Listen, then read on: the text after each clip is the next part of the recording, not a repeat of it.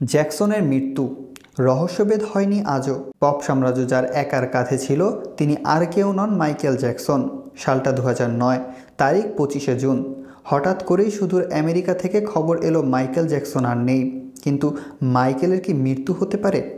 Jackson যুগের কি অবসান হতে পারে? মৃত্যুর 13 বছর পার হয়েও জ্যাকসন সাম্রাজ্যের অবসান যেন সম্ভব নয়। ভক্তদের বিশ্বাস এখনও বেঁচে আছেন মাইকেল জ্যাকসন। খ্যাতি আর সাফল্যের মায়াজালে তিনি নিঃসঙ্গ অনুভব করছেন বলেই এ জীবন থেকে পালিয়ে গিয়েছেন।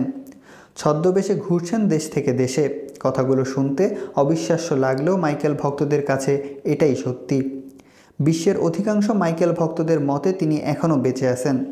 শুধু লোকচোখের অন্তরালে যেতেই তার মৃত্যুর খবর ও ছবি প্রকাশ করা হয়েছে। কিং অব পপ নামে দুনিয়া জুড়ে পরিচিত লাভ করেন মার্কিন সঙ্গীত শিল্পী মাইকেল জ্যাকসনের আচমকা মৃত্যুর জন্য দীর্ঘমেয়াদী পেইন কিলার সেবনকেই দায়ী করা হয়। কিন্তু এ নিয়ে বিতর্ক বোধ হয় কোনোদিনই শেষ হবে না। শুরুতে জানানো হয়েছিল তার হৃদরোগ আক্রান্ত হয়ে মৃত্যু ঘটেছে। তখন হুট করেই খবরে আসছে ডেমারোল নামের একটি উচ্চ ক্ষমতাসম্পন্ন ব্যথানাশক ইনজেকশন নেয়ার কারণেই জ্যাকসনের মৃত্যু হতে পারে। তবে এখানেই শেষ নয়।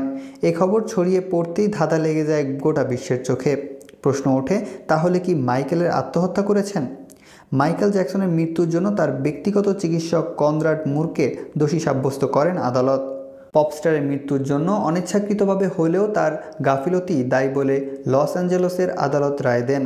যদিও মুরের আইনজীবীরা দাবি করেন জ্যাকসন স্বেচ্ছায় অতিরিক্ত মাত্রায় ওই ঔষধটি নিয়েছিলেন। তবে কি এটি হত্যা নাকি আত্মহত্যা? হিসাব কষে দুয়ে দুয়ে 4 আজও মেলেনি। গানের বাইরে পপ সম্রাটের জীবনযাপন নিয়ে রহস্য ছিল প্রচুর। বিশেষ করে তার যৌন জীবন নিয়ে গুঞ্জন ছিল গোটা বিশ্বজুড়ে। বহুবার তিনি শিরোনামে এসেছিলেন নানা যৌন হয়রানির কারণে। তবে তা কখনো ছাপিয়ে যেতে পারেনি তার গানের জনপ্রিয়তাকে। কিন্তু জ্যাকসনের হঠাৎ মৃত্যুর রহস্য রেখে গিয়েছিল গোটা বিশ্বে, যে এখনও রয়েছে সমানতালে।